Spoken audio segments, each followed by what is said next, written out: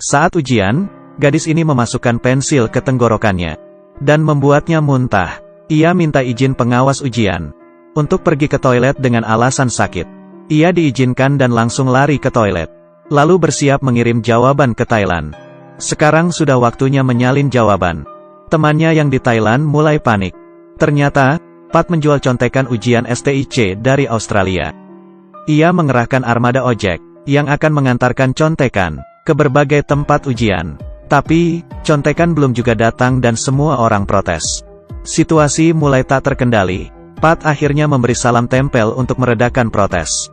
Sambil meredakan amarah tukang ojek, ia juga meredakan kepanikan kostumernya. Sementara itu, Lin mendapat masalah.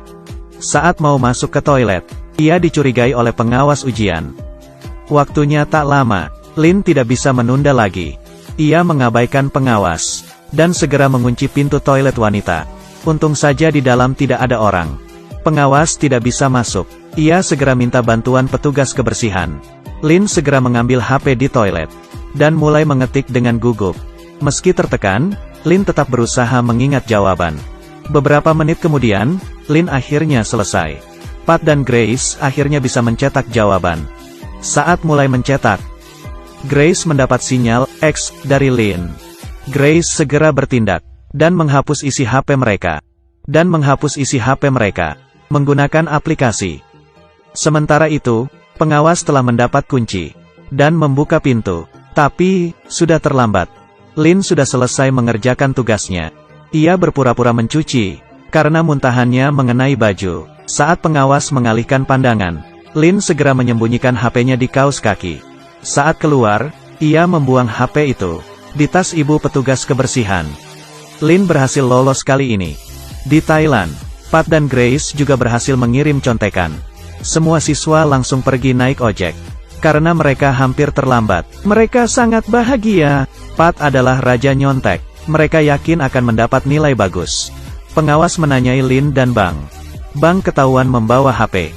Bang yang merupakan murid jempolan di Thailand justru tertangkap menyontek. Saat ditanyai pengawas, Bang berbohong bahwa HP-nya adalah untuk menyontek, bukan mengirim jawaban.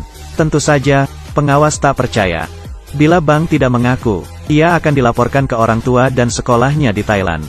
Bang yang dipaksa mengaku, menyadari Lin sedang memperhatikannya. Saat menoleh, Bang melihat Lin menangis. Bang memutuskan untuk menanggung akibatnya sendiri. Pengawas akhirnya mendeportasi Bang. Karena mencontek, Lin sangat terpukul. Mereka tahu risikonya apabila ketahuan. Tapi, pengawas masih belum puas. Ia giliran menanyai Lin. Pengawas mengira mereka adalah komplotan. Setelah diperiksa, Bang dan Lin tak hanya sama-sama dari Thailand, tapi juga dari sekolah yang sama. Tapi, Lin berkata ia tidak kenal Bang meski satu sekolah. Pengawas masih curiga, lalu bertanya kenapa Lin ikut tes STIC. Lin mengaku ibunya di Australia, dan ibunya akan menjemputnya setelah tes. Lalu, pengawas memberinya HP, dan menyuruh Lin telepon ibunya.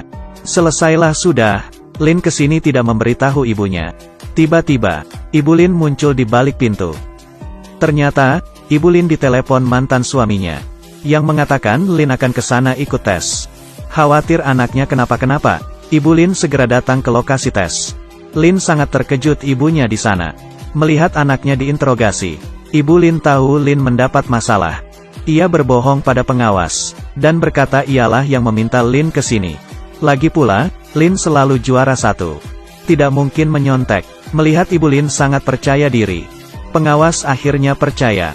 Tapi, karena Lin keluar ujian duluan, maka nilainya dianggap hangus. Ibunya menyelamatkan Lin, tapi tidak menanyainya lebih lanjut. Ibunya hanya berkata, kamu melanggar peraturan demi sesuatu. Tapi, suatu hari kamu akan kehilangan lebih banyak karena pelanggaranmu. Saat itu kamu akan menyesal. Mendengar nasihat ibunya, Lin berlinang air mata. Ia berjanji tidak akan mengulanginya dan mulai dari awal lagi. Ibunya juga memutuskan, semester depan akan menyekolahkan Lin di Sydney. Sekembalinya ke Thailand, Lin menolak mengambil uang bagiannya. Lalu ia keluar dari grup.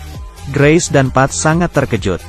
Yang lebih mengagetkan lagi, TV tiba-tiba memberitakan berita contekan STIC.